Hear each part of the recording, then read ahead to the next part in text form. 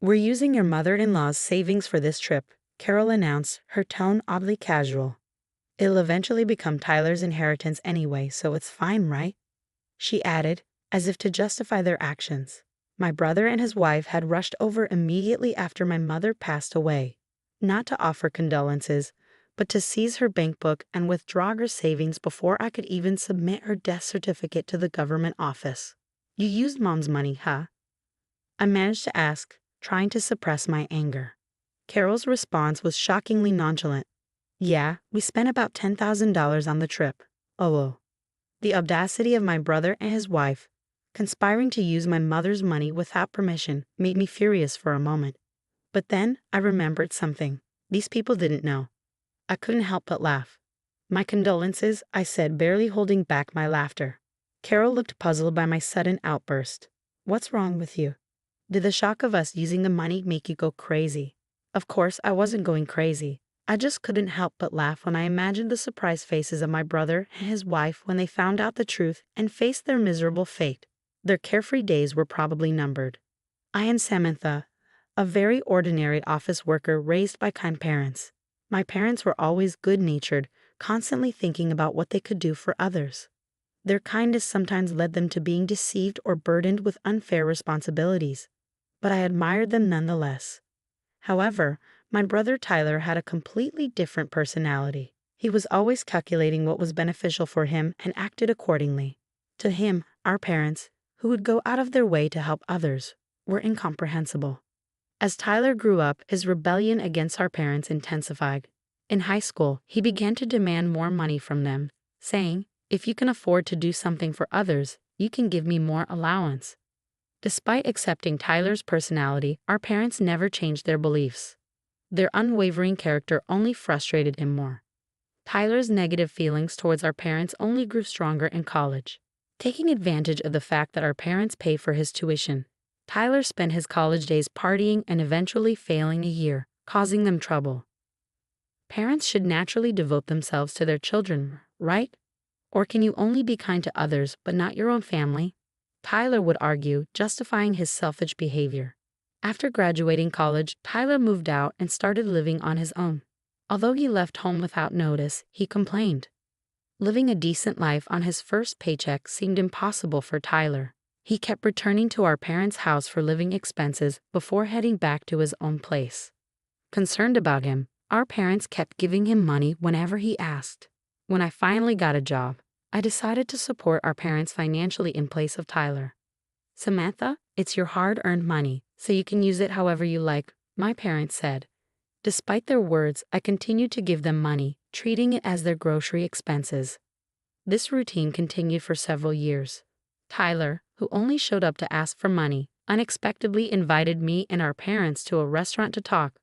When we arrived, a beautiful woman was sitting next to Tyler. "Dad, Mom, Samantha, let me introduce you. This is my girlfriend, Carol," Tyler said, and Carol nodded politely. "I've decided to marry Carol. We'll be busy preparing for our wedding and our new life together, but I hope you'll support us." I initially thought Tyler meant support in terms of caring for Carol, but it became clear that his idea of support was entirely different. He asked our parents to cover the expenses for his wedding and their new home. Knowing our parents' inability to refuse help, Tyler skillfully persuaded them to foot the bill for everything. Even after the wedding and the purchase of their new home, he continued to rely on them for money. Carol, his wife, grew accustomed to this lifestyle and began living more extravagantly. However, this lavish lifestyle was short-lived. Our father's health deteriorated and he was hospitalized. Even with insurance, hospital stays are expensive. To ensure our retired parents wouldn't struggle financially, Tyler had to reconsider his reliance on them. I proposed to my brother that we both shoulder the burden of the hospital bills. "You've been living at home and receiving assistance from Mom and Dad, and you've had a fair share of financial support from them too, right? This is the time for us to step up and help them," I reasoned. But my brother didn't see it that way. "Why should I?" he retorted. "It's Dad's fault for not taking care of his health. He neglected himself while always helping others. That's his responsibility." Following that conversation, my brother stopped visiting our parents' house altogether. Neither he nor Carol, his wife, made a single visit to our father while he was in the hospital. It was my mother and I who desperately took care of him until he passed away. Even when we informed them of our father's death, they didn't offer any assistance with the funeral arrangements. They briefly showed up at the funeral but failed to greet our relatives properly before leaving. Our relatives looked at them with disdain, but they seemed indifferent. My mother, who had bravely taken on the role of chief mourner during the funeral, began to lose her energy after the funeral, clearly affected by the loss of my father. Tyler, Mom has been feeling down lately. She wants to see you. Can you visit her at home sometimes? I asked my brother. After a brief pause, he responded, By the way, what happened to Dad's inheritance? It all went to Mom. It seems they had decided that's what they would do when Dad was still alive. I informed him. Realizing the gravity of the situation, I felt a foreboding sense of dread and immediately cautioned my brother. Mom has control of the money now, right? He inquired. Yes, but listen carefully, I urged, sensing his intentions. Mom is emotionally vulnerable right now. Don't even think about taking advantage of her financially, okay? I need you to come and support her. That's what's important. What's the point of going if I can't get any money out of it? It's not worth my time, he retorted dismissively. Despite my insistence that we wouldn't be providing him with any financial assistance, my brother never set foot in our parents' house again. Then, just 6 months after our father's passing, our mother also succumbed. Despite her weakened state, my brother showed no concern. Upon learning of her death, he hurried back to our parents' house. I hoped he would fulfill his duties as the eldest son during the funeral. But to my dismay, he and his wife vanished as soon as it began.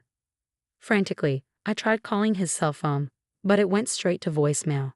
In the end, I assumed the role of chief mourner in his absence, managing to navigate through the funeral proceedings alone. Several days later, I finally managed to get in touch with my brother.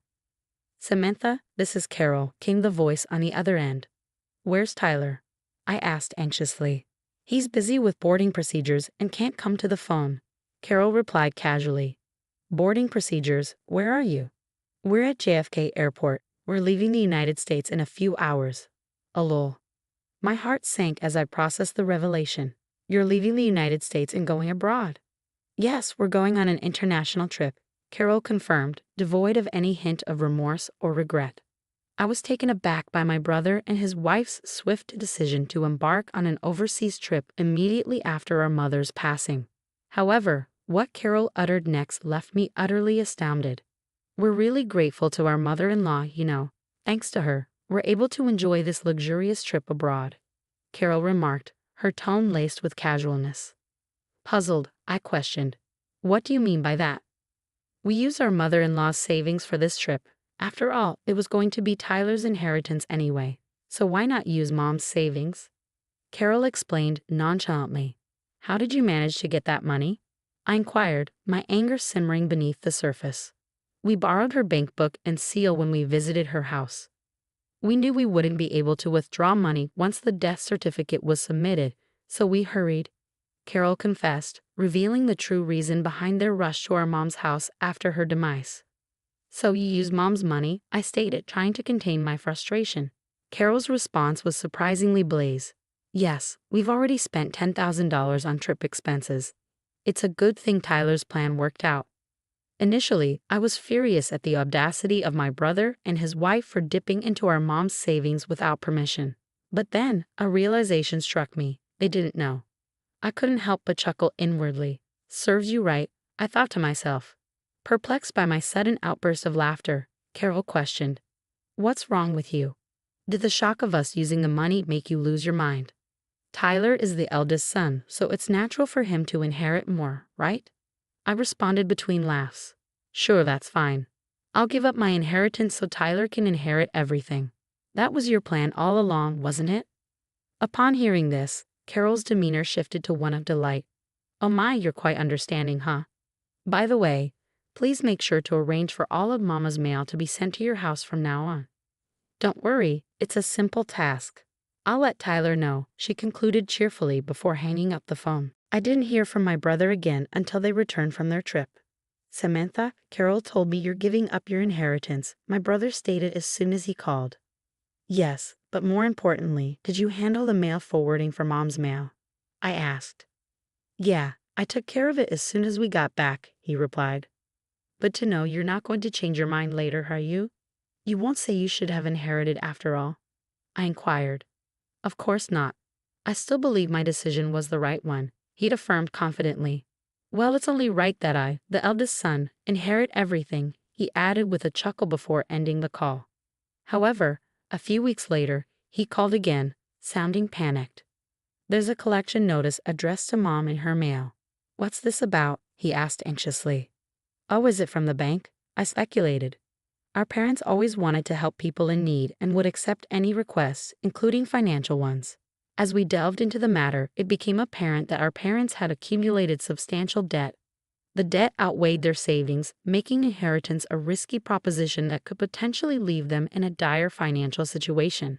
Did you know about this? My brother accused, his voice rising. You knew Mom had debt, right? Why didn't you say anything? There was no point. What you're saying is meaningless, I retorted. If I had known, I would have given up the inheritance too. That's impossible, he exclaimed. Why the hell is it impossible, Tyler? You took money from Mom's bank account to go on vacation, didn't you? I countered. So what?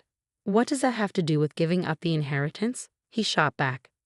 It's a big deal. What you did is considered a tacit acceptance of the inheritance, I explained. It's a legal concept. Let me break it down for you so you can understand. I explained to my brother that by withdrawing money from our deceased family member's account for his own use before the inheritance process, it was legally seen as a tacit acceptance of the inheritance. I have never heard of such a thing, he rebutted. Of course not, I replied.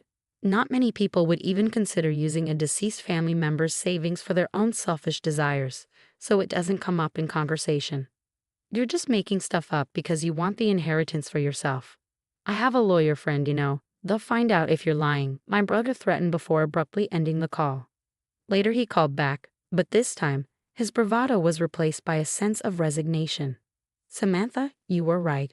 I can't give up the inheritance now, he admitted.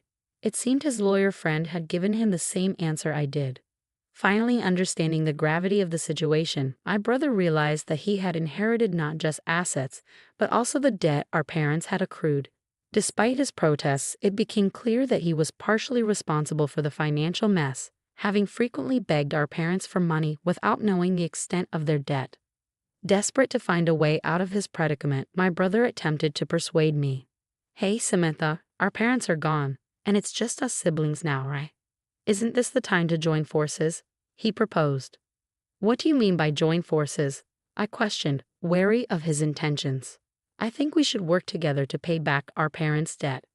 Now's the time to show our filial piety, my brother proposed, his tone almost pleading. I sighed heavily at his selfish suggestion, which felt like too little, too late.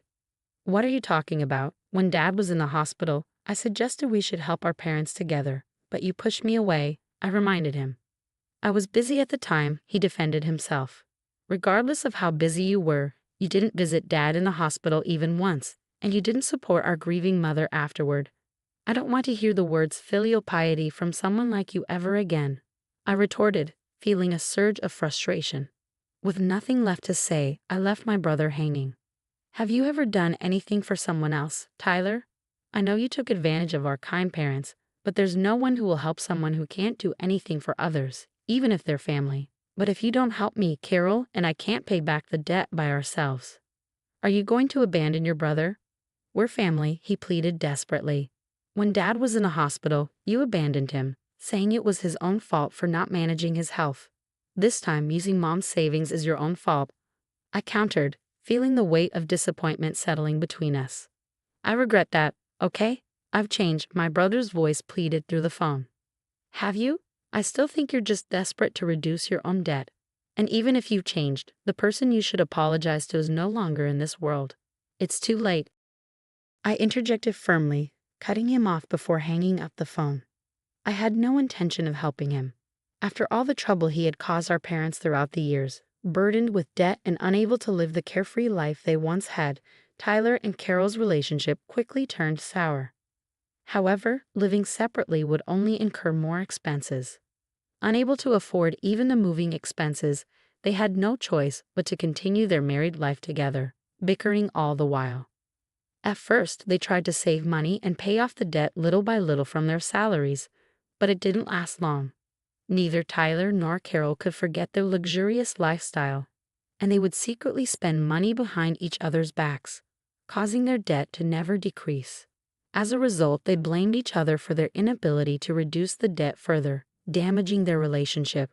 Their marriage continued to crumble in this vicious cycle. On the other hand, I finally found the time to properly mourn our parents. I remembered how during our parents' funeral, countless attendees tearfully expressed their gratitude for the help our parents had provided them when they were in need. Realizing how many people our parents had helped made me feel even more proud of them. It was ironic that my brother, who had never shown any gratitude and had always caused trouble for our parents, ended up shouldering the debt that resulted from their acts of kindness. Even though they were drowning in debt, I still admired our parents for never giving up on helping others. With these thoughts in mind, I continued to pay my respects to our parents at the family altar every day.